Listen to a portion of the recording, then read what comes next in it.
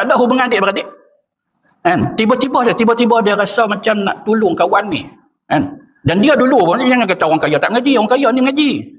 Tok guru dia kata dulu, kalau direct 3 malam tok hang mimpi muka ni, hang kena buat. Duk mimpi muka kita. Kan? Kalau tidak, segala kekayaan hang, bergiam. Ya Allah, tak maulah. Kan? Akhirnya dia tunaikan apa yang dia nampak dalam mimpi dia. Rupanya nak kena buat rumah kat kita. Supaya perniagaan dia kekal tetap baik. Kan? Tak ada masalah apa dalam perniagaan dia. Akhirnya, dia nak tunaikan. Tak apa, itu je kata rezeki kita. Kan keluar duit langsung pun.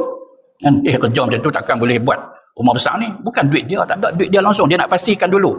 Tapak ni, ada tak geran? Ada, tapi ni rumah pesaka. Kan? Nak baiki pun sikit-sikit lah tak mampu. Dia buang semua, minta persetujuan dulu. Boleh tak? Jangan duduk lawas lagi, buang-buang saya nak duduk kat mana? Kan? Okay, setuju. Duduk tak lama siap, mai balik. Ya Allah.